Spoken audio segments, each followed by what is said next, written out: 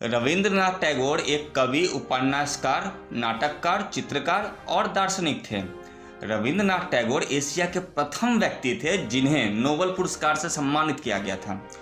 गुरुदेव रविंद्रनाथ टैगोर का जन्म 7 मई सन 1861 को कलकत्ता में हुआ था। वे अपने माता पिता की 13वीं संतान थे।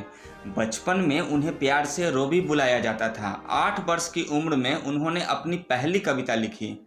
16 साल की उम्र में उन्होंने कहानियां और नाटक लिखना प्रारंभ कर दिया था। अपने जीवन में उन्होंने 1000 कविताएं, 8 उपन्यास, 8 कहानी संग्रह और विभिन्न विषयों पर अनेक लेख लिखे।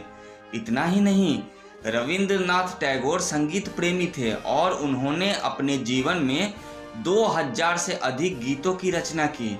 उनके लिखे 2 गीत आज भारत और बांग्लादेश के राष्ट्रगान हैं। जीवन के 51 वर्षों तक उनकी सारी उपलब्धियां और सफलताएं केवल कोलकाता और उसके आसपास के क्षेत्र तक ही सीमित रही।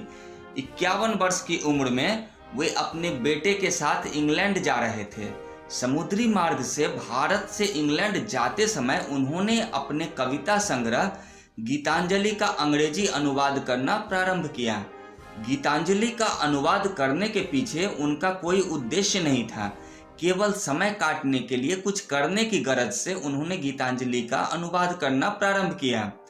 उन्होंने एक नोटबुक में अपनी हाथ से गीतांजलि का अंग्रेजी अनुवाद किया। लंदन में जहाज से उतरते समय उनका पुत्र उस सूटकेस को ही भूल गया जिसमें वह नोटबुक रखी थी। इस ऐतिहासिक कृति की किस्मत में किसी बंद सूटकेस में लुप्त होना नहीं लिखा था। वह सूटकेस जिस व्यक्ति को मिला उसने स्वयं उस सूटकेस को रविंद्रनाथ टैगोर तक अगले ही दिन पहुंचा दिया। लंदन में टैगोर के अंग्रेज मित्र चित्रकार रोथेनस्टीन को जब यह पता चला कि गीतांजलि को स्वयं रविंद्रनाथ टैगोर ने अनुवादित किया है तो उन्होंने उसे पढ़ने की इच्छा जाहिर की। गीतांजलि पढ़ने के बाद रोथेनस्टीन उस पर मुग्ध हो गए। उन्होंने अपने मित्र W.B. ईट्स को गीतांजलि के बारे में बताया और वही नोटबुक उन्हें भी पढ़ने के लिए दी। इसके बाद जो हुआ वो इतिहास है। ईट्स ने स्वयं गीतांजलि के अंग्रेजी के मूल संस्करण का प्रस्तावना लिखा। सितंबर सन 1912 में गीतांजलि के अंग्रेजी अनुवाद की कुछ सीमित प्रतियां इंडिया सोसाइटी के सहयोग से प्रकाशित की गई। गीतांजलि के प्रकाशित होने के 1 साल बाद सन 1913 में रविंद्रनाथ टैगोर को नोबेल पुरस्कार से सम्मानित किया गया। टैगोर सिर्फ महान रचनाधर्मी ही नहीं थे, बल्कि वो पहले ऐसे इंसान थे जिन्होंने पूर्वी और पश्चिमी दुनिया के मध्य सेतु बनने का कार्य किया था।